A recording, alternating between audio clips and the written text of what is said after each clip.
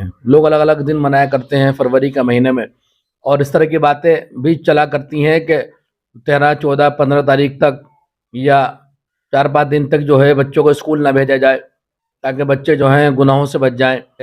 میرا کہنا سب لوگوں سے یہ ہے کہ جس کو گناہ کرنا ہوگا وہ 15 فروری کے بعد بھی کر لے گا، جس کو گناہ کرنا ہوگا وہ 20 فروری کے بعد بھی کر لے گا. تو صرف گھر پر روک لینا یہ کافی نہیں ہے، بلکہ مستقل طور پر ان کے ساتھ محنت کرنا ضروری ہے تاکہ وہ گناہوں کو قبول ہی نہ کر سکے. ان کے یہ بات سمجھ میں آ رہی ہے، اسکول کے اندر یا اسکول کے ذریعے بچی گھر سے باہر قدم نکالتی ہے اور اس کے گناہ میں ملوث ہونے کا خطرہ بن جاتا ہے.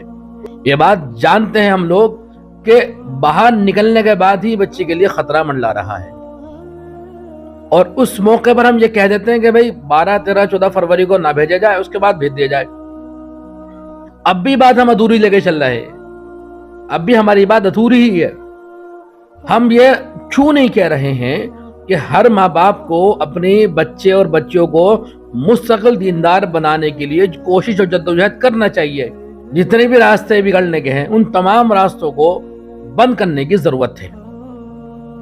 آپ نے اپنی بچی کو 12 13 14 فروری کو روک لیا، اس کا ذہن صاف نہیں تھا اور وہ کسی کے چکر میں تھی اور اس کا تعلق کسی سے تھا، تو وہ 14 فروری کے بعد 15 فروری کے بعد جو تمام کام رک گئے، جو چیزیں رک گئی ہیں، جو کام ادھورے رہ گئے ہیں، وہ کام پورے کر لے گی. تو 3 دن کے لیے روکنے سے مسئلہ کا حل نہیں ہے. بہتر بات یہ ہے کہ مستقل طور پر نظام بنایا جائے اس بات کا کہ ہمارے بچے اور بچیاں گناہوں سے محفوظ رہ سکیں. اس کے لیے کون سی کوشش کرنے کی ضرورت ہے؟ جب ہم مستقل طور پر محنت کریں گے اپنے بچوں اور بچوں کی اصلاح کے لیے، تو اگر کوئی گناہ کا ماحول بھی ہوگا اور گناہ کی مجلس بھی ہوگی، اس مجلس کے اندر سے بھی آپ کا بچہ اور آپ کی بچی بالکل محفوظ باہر آئے گی.